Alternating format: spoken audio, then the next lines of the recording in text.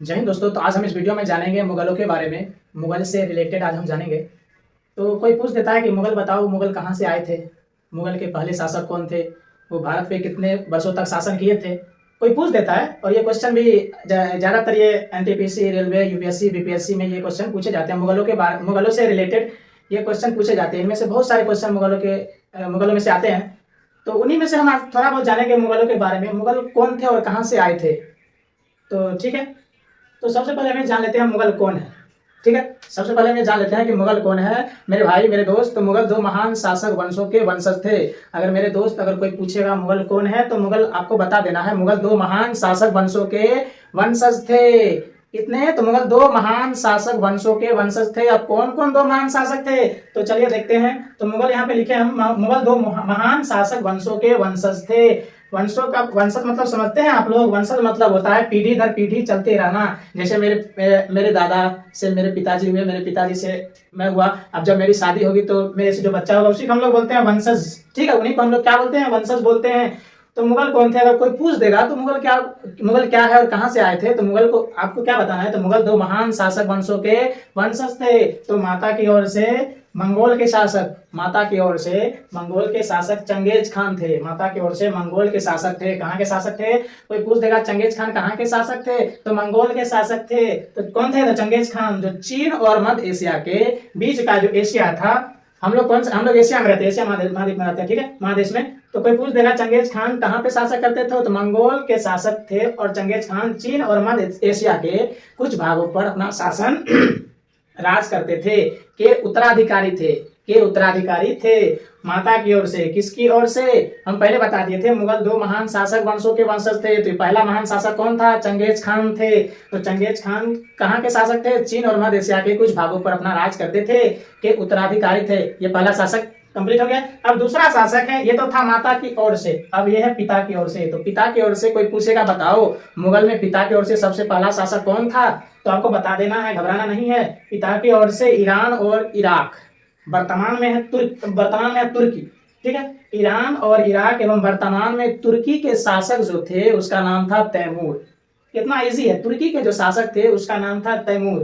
क्या नाम था? तैमूर नाम था। के वंशज थे। पिता की ओर से तुर्की के शासक जो थे ईरान और इराक और वर्तमान में तुर्की के जो शासक थे के वंशज थे। ये नहीं बोल रहा है कि हम ही पहला मुगल है। तैमूर के वंशज थे। किसके वंशज थे? तैमूर के वंशज थे। तो मुगल किसके वंशज है? तो मुगल दो महान शासक वंशों के वंशज थे। माता की ओर से चंगेज खान को हम ले लेंगे। अगर कोई पूछेगा चंगेज खान बताओ कहाँ कहाँ शासन किए थे, तो आपको बता देना चंगेज खान मंगोल और मध्य एशिया के कुछ भागों पर शासन करते थे, के उत्तराधिकारी थे। कौन? Genghis Khan. और पिता की ओर से कोई पूछ देगा बताओ कहाँ के शासक थे, तो आपको बता देना ईरान और इराक एवं वर्तमान में तुर्की के शासक थे। कौन थे? तो तैमूर के वंशज थे। कौन वंशज थे? मुगल वंशज थे। ठीक है, अब फिर वहां पे है, परंतु मुगल अपने को मंगोल कहलवाना पसंद नहीं करता था। मंगोल, हम यहाँ पे लिखे मंगोल का शासक कौन था, तो चंगेज खान था। मंगोल कहलवाना पसंद नहीं करता था। पसंद क्यों नहीं करता था? क्योंकि उसके शासक कौन थे? उसके शासक चंगेज खान जो थे वो क्या करते थे? अनेक व्यक्तियों के साथ नरसंहार से संबंधित था। नरसंहार मतलब होता है युद्ध में मार काट। ज्यादातर कौन क्या करते थे? Genghis Khan. हजारों व्यक्तियों की बलि चढ़ा दिया, जान से मार दिया, हत्या कर दिया। उसी को हम लोग बोलते हैं नरसंहार से संबंधित थे। ठीक है, कौन शासक? पहला शासक के बारे में बता रहा है, उसका बुराई कर रहा है। फिर उसी पे फिर दूसरा जो शासक थे कौन थे? तैमूर थे। तो तैमूर पे मुगलों को गर्व होता था। तैमूर को मुगलों पे गर्व होता था। गर्व इसलिए होता था क्योंकि तैमूर जो थे 1398 में, आज की राजधानी है, भारत की राजधानी दिल्ली में क्या किया था? 1398 में क्या कर लिया था? कब्जा कर लिया था। 1398 में दिल्ली पर ये तैमूर जो थे वो कब्जा कर लिया था। तो इसका वंशज मुगल जो थे, इसका वंशज होने पर बहुत ही गर्व करता था, बहुत ही गर्व करता था। ठीक है, यहाँ तक क्लियर? कोई पूछ देगा मुगल कौन थे, तो आपको बता देना है मुगल दो महान शासक वंशों के वंशज थे। आपको घबराना नहीं है। फिर पूछेगा माता की ओर से कौन थे, तो माता की ओर से आपको बता देना है चंगेज खान। पिता की ओर से अगर कोई पूछेगा तो आपको बता देना है तैमूर। ठीक है, अब हम ये जान लेते हैं मुगल जो थे, तो मुगल का भी तो वंशज हम यहाँ पे जान लिए। अब यहाँ पे सबसे पहले भारत में मुगल कौन थे और किसका शासक था। ठीक है, ये तो हम अभी मोटा मोटी तौर बताया। मुगल मंगोल के थे, यहाँ के थे चंगेज, चीन और मध्य एशिया के कुछ भागों पर शासन करते थे। और भारत में कब आए थे? तो मुगल में सबसे पहला शासक था बाबर। मुगल में सबसे पहला शासक, अगर हम हिस्ट्री पढ़ेंगे तो मुगल में सबसे पहला शासक हमको मिलेगा बाबर। ठीक है, यहाँ पे हम लिख देते हैं बाबर। बाबर। बाबर ये शॉर्ट फॉर्म है। बाबर ये शॉर्ट फॉर्म है। बाबर में जैसे हम लोग लिखते हैं आलम, कोई लिखता है कुमार, कोई लिखता है खान, कोई लिखता है शेख, तो इसी तरह पे बाबर का ये शॉर्ट फॉर्म है। ठीक है, इसको हम बोल सकते हैं निक नेम। बाबर का ये शॉर्ट फॉर्म है। बाबर का पूरा नाम भी जीके जीएस में पूछा जाता है, तो बाबर का पूरा नाम अगर आपको पता रहेगा तो आप टिक लगा दीजिएगा, नहीं पता रहेगा तो आज इस वीडियो में जान लीजिए। बाबर का पूरा नाम है जहीरुद्दीन मोहम्मद बाबर। बाबर का पूरा नाम अगर आपको कोई पूछेगा कि बताओ बाबर का पूरा नाम क्या है, मुगल के बारे में इतना जानते हो और ये बताओ मुगल का पहला शासक बाबर थे, तो बाबर का पूरा नाम बताओ। तो आपको याद रहेगा तो आप बता दीजिएगा, आपको याद नहीं रहेगा तो आप फंस जाइएगा। तो आज इस वीडियो में जान लीजिए बाबर का पूरा नाम जहीरुद्दीन मोहम्मद बाबर था। ठीक है, बाबर का पूरा नाम जहीरुद्दीन मोहम्मद बाबर था। तो बाबर का नाम तो पता चल गया हमको, तो बाबर कब पैदा हुए तब हम यह जान लेते हैं जन्म। ठीक है, जन्म कब हुआ था? 1483 ईस्वी को हुआ था। ठीक है, आज के उज्बेकिस्तान। ठीक है, अपने भारत में इसका जन्म नहीं हुआ था, उज्बेकिस्तान में हुआ था। किसका जन्म? बाबर का, जहीरुद्दीन मोहम्मद बाबर का जन्म 1483 ईस्वी में हुआ था। ठीक है, जो फरगाना में पड़ता है। ठीक है, फिर उसके बाद है बाबर का जन्म हुआ तो बाबर का मृत्यु भी तो जरूर हुआ होगा। तो बाबर का मृत्यु कब हुआ था? बाबर की मृत्यु 1530 ईस्वी को हुआ था। ठीक है, 1483 में क्या हुए थे? ये जन्मे, और 1530 ईस्वी में क्या हो गए थे? ये मर गए थे। ठीक है, अब ये मर गए थे तो इसका भी तो वंशज हुआ होगा। अब ये जो मर गए बाबर, तो बाबर का भी तो कोई वंशज हुआ होगा। तो बिल्कुल हाँ, बाबर का भी एक वंशज था। तो बाबर के वंशज का नाम था हुमायूं। बाबर के वंशज का नाम था हुमायूं। फिर हुमायूं के बारे में हम कल बताएंगे। तो सबसे पहले में जान लेते हैं बाबर के कार्यकाल में बाबर ने क्या क्या किया था। ठीक है, बाबर के वंशज का नाम था बाबर के वंशज का नाम था यानी बेटे का नाम था हुमायूं, नाम था मिर्जा कामरान नाम था। ठीक है, तो आज हम यहीं पे स्टॉप करते हैं। बाबर के यहाँ पे बाबर ने क्या क्या किया था अपने शासन काल में, थोड़ा सा उसके बारे में जान लेंगे। फिर हम कल अगले वीडियो में जानेंगे हुमायूं के बारे में, बाबर के बेटे ने क्या क्या किया था। तो सबसे पहले हम क्या इसको थोड़ा सा क्लीन कर देते हैं। ठीक है, क्योंकि यहाँ बोर्ड पे जगह भी कम है, इसलिए हम पहले इसको क्लीन कर देते हैं, तो आपको आसानी होगा देखने के लिए। चलिए, यहाँ पे ये क्लीन हो गया, तो हम नीचे लिख देते हैं। ठीक है, बाबर जन्म 1483, मृत्यु 1530। ठीक है, अब हम थोड़ा ये बहुत जान लेते हैं 1483 से लेकर 1530 ईस्वी तक बाबर ने क्या क्या किया था। ठीक है, तो 1430 ईस्वी में बाबर तो पैदा हो गए, लेकिन उन्होंने क्या किया भारत में? तो 1530 में क्या हुआ था? इसका तो मृत्यु हो गया था। उसके बीच में ही बाबर ने क्या किया था? बहुत सारे युद्ध लड़े थे। क्या किया था बाबर? बहुत सारे युद्ध लड़े थे। अब छोटा सा हम इसकी जीवनी बता देते हैं। बाबर जब उत्तराधिकारी प्राप्त किया था तो उस बाबर का उम्र कितना था? तो बाबर का उम्र 12 वर्ष था। जैसे पिता का उत्तराधिकारी बेटा बनता है, फिर उसका उत्तराधिकारी, फिर उसका बेटा बनता है, तो जब बाबर उत्तराधिकारी प्राप्त किए, राजगद्दी पर बैठे, तो उसका उम्र केवल 12 वर्ष था।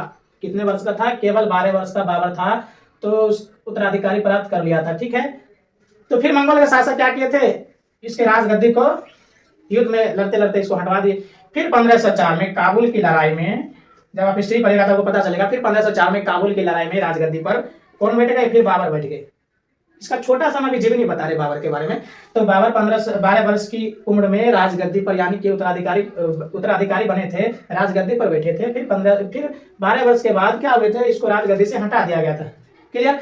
फिर उसके बाद मेरे दोस्त 1504 में काबुल की जब लड़ाई हुआ था, तो काबुल की लड़ाई में बाबर का विजय हुआ था यानी जीत हुआ था। तो जीत के बाद क्या हुआ था? बाबर फिर अपने राजगद्दी पर बैठ गए थे। आप कितना ईस्वी चलाया? 1504 ईस्वी चलाया। ठीक है, अब ये मोटा मोटी तौर पे जो शासन लड़े थे, लड़ाई जो युद्ध करे थे, तो सबसे प्रसिद्ध युद्ध है पानीपत।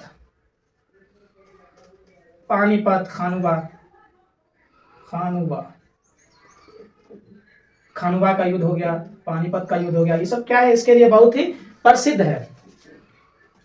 तो इसका एक ट्रिक होता है। बाबर जो युद्ध लड़े थे, तो बाबर के युद्ध जो लड़े थे उसका एक ट्रिक होता है। तो उसका एक ट्रिक क्या होता है आज इस वीडियो में जान लीजिए। उसका क्या ट्रिक होता है? तो पानी हम लोग क्या करते हैं? खाते हैं कि पीते हैं? कमेंट में जरूर बताइएगा। पानी हम लोग पीते हैं। पानी पिया, खाना खाया,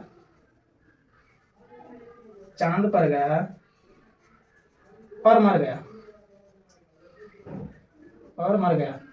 ये ट्रिक है। बाबर जो युद्ध लड़े थे, यही ट्रिक से हम जानेंगे कि बाबर ने कौन कौन से युद्ध लड़े थे और कितने कितने ईस्वी में युद्ध लड़े थे। तो बाबर जो युद्ध लड़ा था, तो हम यहाँ पे ट्रिक में लिखे हैं, पानी पिया, खाना खाया, चांद पे गया और मर गया। ये क्या था? ये ट्रिक है किसका? तो बाबर के बारे में। बाबर जो युद्ध लड़े थे, तो ट्रिक क्या कहता है? पानी पिया, खाना खाया, चांद पर गया और मर गया। तो पानी पिया यानी पानीपत की लड़ाई। ठीक है, पानी पिया यहाँ तक तो हो गया। अब खाना खाया यानी खानोबा का युद्ध।